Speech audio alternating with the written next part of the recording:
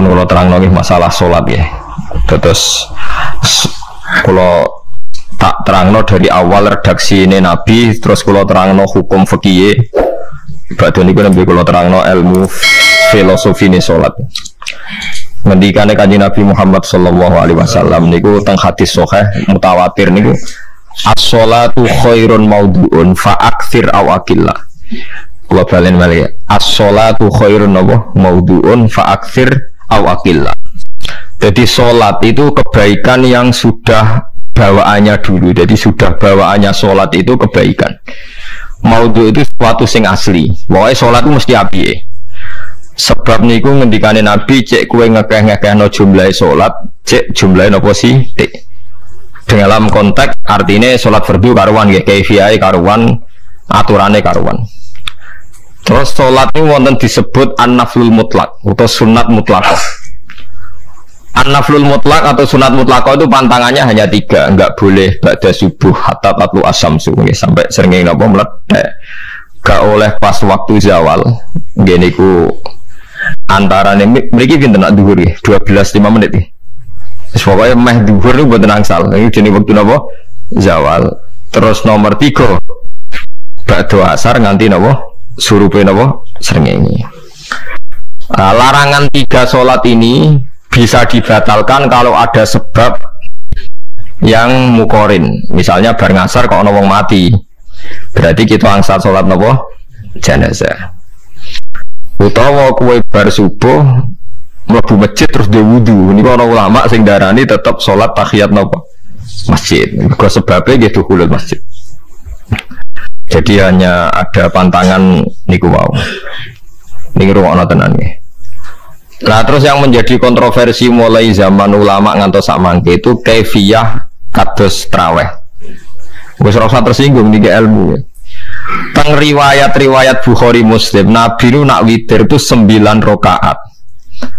Lam yakut min hunna fi akhirihinna illa wahidan. Di Nabi nate sholat witir itu 9 rakaat enggak duduk sama sekali, mau terakhir duduk pas ke-9 terus salam. Nah, sebagian riwayat Nabi memotong sholat itu sholatul laili masna berarti 2 8 terus 1 witir. Ini rumono. Sehingga ketika ada sholat tarawih yang 4 rakaat tanpa tasyahud, sebetulnya secara fikih pasti kita sepakat sah. Karena kalau 4 rakaat tanpa tasyahud pertama, kenapa kita katakan sah? Karena Nabi malah pinter songo luwih seru dong. Buat ini karena menjadi kontroversi. Nah, dan tidak satu pun ulama di dunia yang mengatakan tasyahud awal itu wajib. Sampean yakin tasyahud awal wajib atau sunat? Sunat. Artinya khasnya hukum sunat itu gimana? Kalau ditinggalkan tidak batal. Berarti misalnya ono tarawih 4 rakaat berturut-turut, berarti tidak ada masalah karena yang ditinggal artinya tasyahud awal yang kita yakin itu hanya sunat. Nah, tapi mudah sari serah cocok itu tidak ada masalah.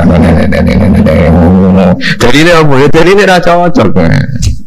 Lah sing darani masalah padahal darani tasyahud awal itu sunat. Kowe salat zuhur tasyahud awal sunat atau wajib? Sunat. Nak sunat tuh khas ya, ditinggal batal lho ora. Mboten. Tapi nak sing ra cocok ya batal. Ya hukum ono cocok ra cocok. Mboten iki kula terang. Nah, tarawih itu yang kontroversi ini teng kitab Majmu' karangan Imam Nawawi. Ya akal-akalane tiang-tiang niku. Kula nganti sakniki kan mboten nate ngimami, tapi nggih tak kandhani imam. Soale niat ngakali pangeran. Tapi pangeran bakali ya ora kenek. Ngeten, iki dawuh Imam Syafi'i. Tarawih itu kalau terakhir kan pinten 3 rakaat ya. Kan 2 rakaat dulu. Lalu pas 2 rakaat itu pas witir, yang witir kok tarawih. Yang terakhir witir 3 rakaat itu 2 rakaat sampai niate witir nopo-nopo. Witir.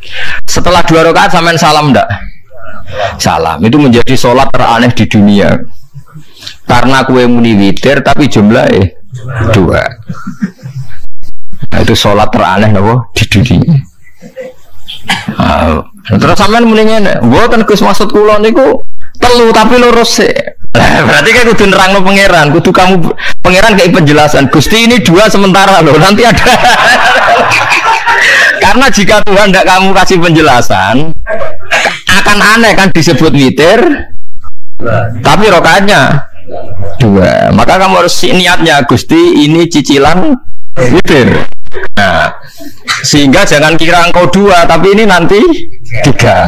Nah, itu makanya setiap bilalnya atau matinya kan solu sunnatan rokataini minal witri. Jadi diumumkan sholatlah 2 rakaat, tapi yang satu paket dengan cicilan witir lah. Itu lucu kan? Karena Anda sekali bilang itu witir, berarti Anda bohong kan? Nyatanya 2 rakaat. Tapi kritiknya Imam Syafi'i ini kan lucu. Imam Syafi'i yang imam kita tuh mengkritik itu sholat aneh kalau begitu. Sholat tuh kalau sudah salam itu dianggap sholat mustaqillah, sholat yang mandiri. Nggak bisa sholat kok bertakluk dengan sholat setelahnya. Sholat itu kalau sudah dimulai takbir diakhiri salam ya selesai dan menjadi sholat yang mandiri. Nggak bisa sholat yang mandiri nih. Engkau nasibku ngenteni yang satu itu iso sholat harus selesai yo. Selesai. Sebab itu seharusnya witir agak resiko ya orang rokaat langsung tasahud awal, engkau terus tambah sak rokaat. Kasus mirip maghrib lah, mirip apa? Maghrib. Tapi itu kan masalahnya tidak populer juga. Nah itu. Akhirnya diakali wong sallu sunatan minal witri deh. Kembali orang minal witri kan? Itu kalau diterjemahkan sholatlah kalian paket witir tapi ganjil paket witir tapi gendep sih, tapi ini sementara Gusti, tapi kan kita sih bingung.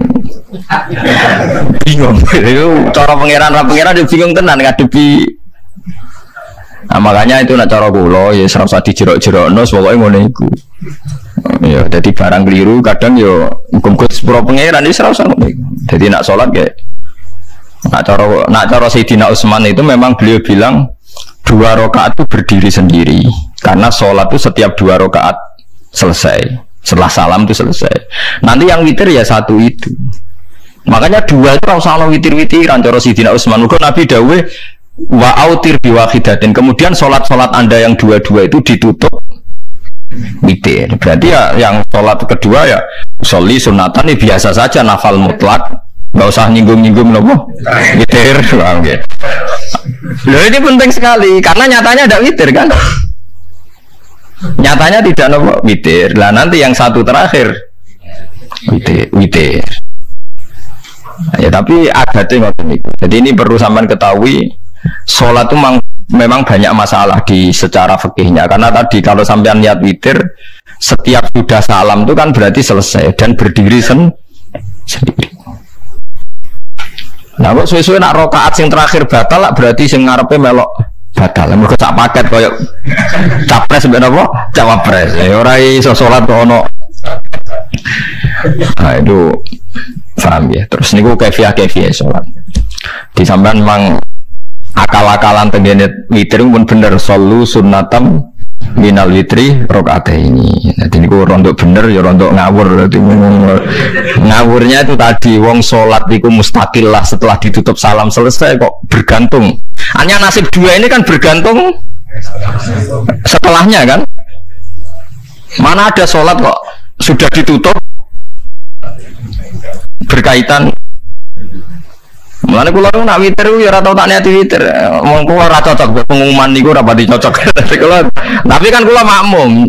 Ora malah dihisab kan cara salah yes. Usolli sunatan anut imam teng ati kula mpun saya. Nah, ame salah ya malah salah, nak bener ki malah napa? Bener tepak-tepakan wonten mawon. Jadi kalau ini wong alim fikih tapi paling tersiksa kok kalah mbek adat, ya kalah mbek napa adat. Tentang adat ora apik. Jare Nabi kono umume wong ya melok umume wong. Nek wong pintu ya melok napa pintu.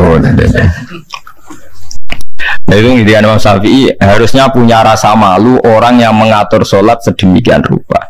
Sebenarnya sholat itu niatem salah lah, keliru lah. Wong sholat itu wes apik, ora usah detail-detail napa niat.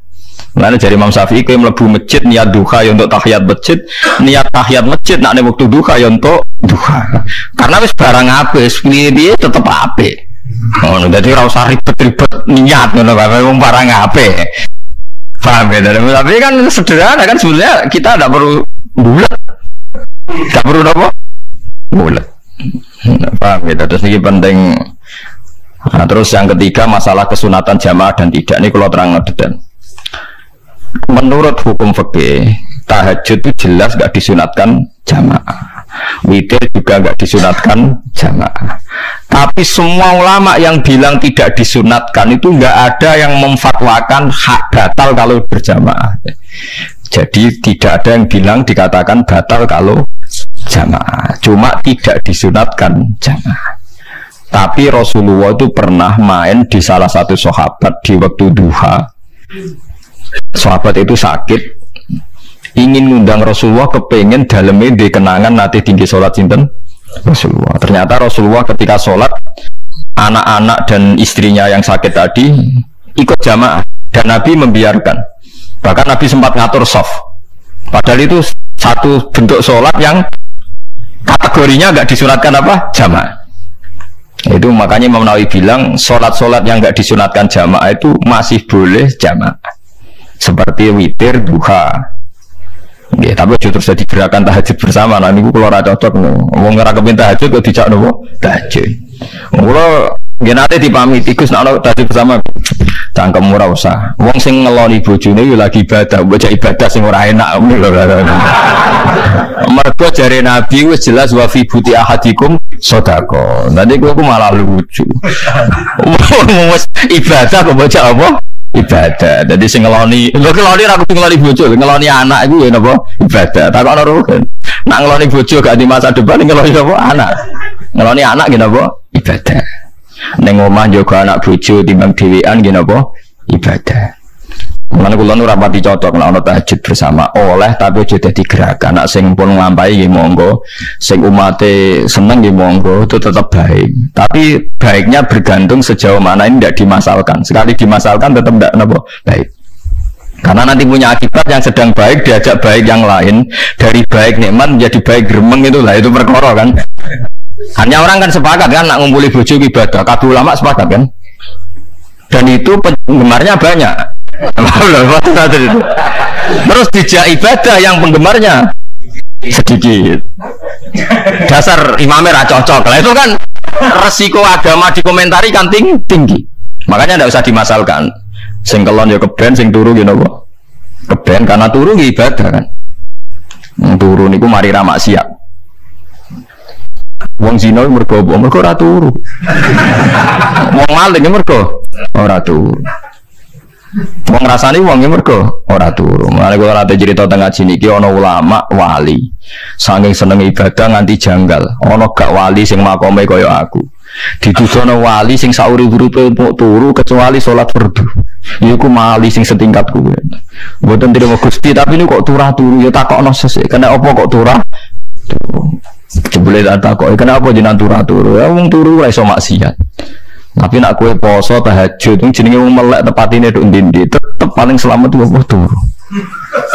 Akhirnya ngakoni jebule alim kuwe ya dadi turu itu iso dadi wali. Ke wong turu ora ngarah zina, ora ngarah maling, ora ngarah ngrasani wong. Dadi mulane akeh wali sing berangkat saka napa turu. Mulane Ashabul Kahfi ku wali sing kramate ku turu suwi. Mergo turu iku nak tepak. Niku iso dadi napa? Wali. Mulane kenapa keramat Ashabul Kahfi napa? Turu. Tapi aja tiru. Iki cerita ilmu, dari ilmu ora kudu setuju niki ilmu. Difaham ya terus. Kalau piyambak pribadi belum pernah tahajud jamaah sama istri saya. Kalau piyambak jarang tahajud. Tapi memang saya beritahu kalau sholat-sholat yang kesunatannya itu tidak jamaah, sebaiknya jangan dipaksakan jamaah. Karena kadang fadilahnya disirron. Kalau balik ini malah seperti sodako. Kalau zakat wajib itu sebaiknya diumumkan supaya orang tahu bahwa dia sudah melakukan kewajiban. Tapi kalau zakat tidak wajib sebaiknya sirron, sebaiknya rahasia. Begitu juga sholat jamaah itu kenapa baik di sholat fardu? Karena kalau yang tidak jamaah kan dikira dia tidak sholat. Makanya kesunatannya sholat fardu namun jamaah. Tapi selalu potensi riya, sum'ah, pamer itu ada, sehingga ada sholat-sholat yang dari awal didesain supaya tidak kelihatan orang. Yaitu sholat nggak usah berjamaah. Plus baik di rumah. Semua ulama ijma sholat sunat itu baik di rumah apa di masjid. Di rumah. Di rumah, di dalam kamar sama di kamar tamu, ruang tamu baik di dalam kamar. Bahkan Nabi nyebut sholat fiko ibaitiha di kamar paling dalam. Nah, bagaimana mungkin sholat yang sudah didesain siron begini, misalnya kayak tahajud, disunatno bengi-bengi ben ra wong roh, disunatno ning jero kamar ben wong ra roh. Jebule jamaah kan jadi aneh kan. Tapi kan tentang ya goblok, barang apa kok mbok tentang. Ya tapi kowe tenanan yo goblok ora sunah Nabi iki, Bang. Mana yang boleh takut itu yang jenengan takut kok ngubang pun. Makanya aku ngalim jadi bingung. Bingungnya itu berkah ilmu nih, kok koyok bingung. Ya tapi sing jelas peminat ibadah kelon itu lebih banyak. Ini mau saya mesti ini. Karena Anda harus sepakat kan kelon ini apa? Ibadah. Kita sepakat kan. Dan itu peminatnya banyak. Itu sekali ada pengganggu pasti dikomentari tidak baik. Padahal pengganggu ini ngajak tahajud, itu akhirnya kan tahajud jadi korban dikomentari gara-gara pengganggu. Nah itu yang saya tidak senang. Dieling-eling.